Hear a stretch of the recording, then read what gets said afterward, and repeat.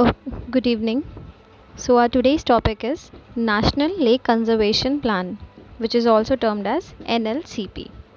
See, the series that I'm uploading on on YouTube is all from the book Shankar IS. Okay, so our today's topic is NLCP, that is National Lake Conservation Plan. Ministry of Environment and Forest has implemented the National Lake Conservation Plan since 2001 for the conservation and management of polluted and degraded lakes in urban and suburban areas. Okay so जो हमारी ministry है, ministry of environment and forest, which is also known as MOEFCC, उसने क्या करा, उसने एक implement करा एक प्लान. उस प्लान का नाम क्या था? National lake conservation plan in the year 2001. For what? It was for the conservation and management of the polluted and degraded lakes. जो लेक्स ऑलरेडी पोल्यूट हो चुके थे, ऑलरेडी डिग्रेडेड थे, कहाँ पे? In urban and semi urban areas में. उसके लिए बना था हमारा NLCP. NLCP was basically a plan, ठीक है, और उसे इम्प्लीमेंट करा गया 2001 में. ठीक है, अब इसका ऑब्जेक्टिव क्या था? The main objective of NLCP is to restore and conserve the urban and the semi urban lakes of the country degraded due to waste water discharge. ऐसे लेक्स जो किसकी वजह से पोल्यूट हुए हैं? वेस्ट वाटर डिस्चार्ज की वजह से. ठीक है, into the lakes and other unique ecosystems through an integrated ecosystem approach. That is, in this plan they would be conserving and they would be protecting the lake through an integrated ecosystem approach. It's not like that you're going to purify the water and this is how you're going to restore the whole lake. No, in this you are going to restore the whole ecosystem, and that is termed as integrated ecosystem approach. कि हर वो चीज़ जो उस lake ecosystem में है, आपको उस पूरी चीज़ को क्या करना है? कंजर्व करना, उस पूरी चीज़ को प्रोटेक्ट करना है, and that is termed as integrated ecosystem approach. Okay, then what are the activities that are covered under NLCP? So the first and the foremost activity that is covered under NLCP is prevention of pollution from point sources. Now comes what is point source. Point source वो होते हैं जो directly pollute कर रहे होते हैं हमारे water को या फिर एयर को. ठीक है, तो उन्हें हम बोलते हैं पॉइंट सोर्सेज. तो यहाँ पे हमारा पॉइंट सोर्स क्या होगा? जैसे कोई इंडस्ट्री है, इंडस्ट्री ने क्या कर रखा है? अपने एक ड्रेन निकाल रखा है और उस ड्रेन में से सीधा पानी आके हमारे लेक में चला जा रहा है. तो वो क्या होगा? इंडस्ट्री क्या होगी? हमारा पॉइंट सोर्स हो गया, कि वो डायरेक्टली अपना पूरा जो वेस्ट है वो सीधा लेक में डाल दे रहा है. ठीक है, तो इसको प्रिवेंट करने के लिए यहाँ पे NLCP में क्या दिया गया है कि prevention of pollution from point sources by intercepting, diverting and treating the pollution load entering the lake. की जो भी वहाँ पे जैसे इंडस्ट्री से जो ड्रेन आ रही है, तो आप उसको क्या करोगे? आप उसका IND करोगे. What is IND? That is interception and diversion. कि जो भी वहाँ पे इंडस्ट्री से जो भी वेस्ट आ रहा है थ्रू इन द ड्रेन, आप उसको क्या कर रहे हो? उसको डाइवर्ट कर रहे हो. कि पहले वो जाएगा ETP में जाएगा. ETP क्या होता है? Effluent treatment plant. कि पहले वो एफ्लुएंट ट्रीटमेंट प्लांट में जाएगा, वहाँ ट्रीट होगा, और ट्रीटमेंट होने के बाद में जो ट्रीटेड वाटर है फिर वो आएगा हमारे लेक में. It's not like that the industry releasing the dirty water directly into the lake. इसमें हम जो वो मूवमेंट हो रहा है डर्टी वाटर का, उसको हम लोग वहीं पे ब्रेक लगा रहे हैं. उसको फिर वो जाएगा ETP में, वहाँ से वो ट्रीट होकर फिर आएगा लेक में. That is termed as interception and diversion. यहाँ पे अगर हम घरों की बात करें या फिर उन बाकी चीज़ों की बात करें, तो यहाँ पे जो हमारा वेस्ट होगा वो ETP में नहीं जाएगा. वो किस में जाएगा?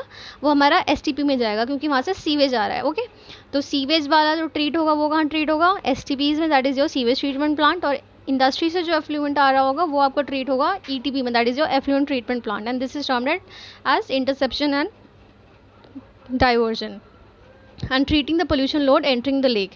Interception and diversion works main includes sewerage and sewage treatment for the entire lake catchment area.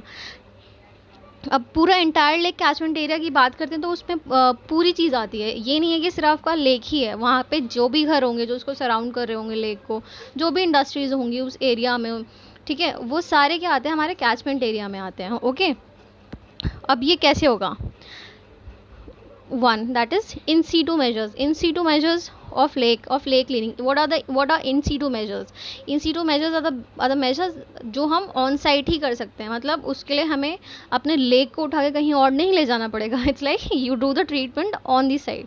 जो भी ट्रीटमेंट हम कर रहे हैं जिस भी चीज़ का, वो हम ऑन दी साइट कर रहे हैं. ठीक है, उसको हम कहीं एक्सटर्नल कहीं नहीं लेके जा रहे हैं. तो this is termed as in situ. और यहीं पे अगर हम दूसरी बात करते हैं, इसका ऑपोजिट क्या होता है। दो तरीके की कंजर्वेशन होती है ना, एक होती है इन सीटू और अदर होता है हमारा एक्स सीटू। तो एक्स सीटू में वो हम उसको एक्सटर्नल कहीं लेके जाके फिर उसको ट्रीट करते हैं, बट यहाँ पे क्या हो रहा है, सब इन सीटू हो रहा है।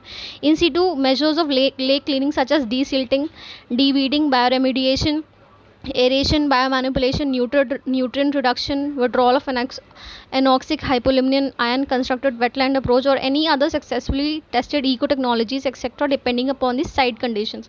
मतलब अपनी साइट के ऊपर देख के, साइट क्या हमारा लेक है, लेक के ऊपर देख के अगर लेक में ज़्यादा सिल्ट भर गई है तो हम उसको उसका क्या करेंगे, हम उसका सिल्ट निकाल देंगे, that is termed as desilting. ठीक है। और अगर उसमें वीड्स बहुत ज़्यादा हैं, weed what are weeds, basically the unwanted plants. ठीक है।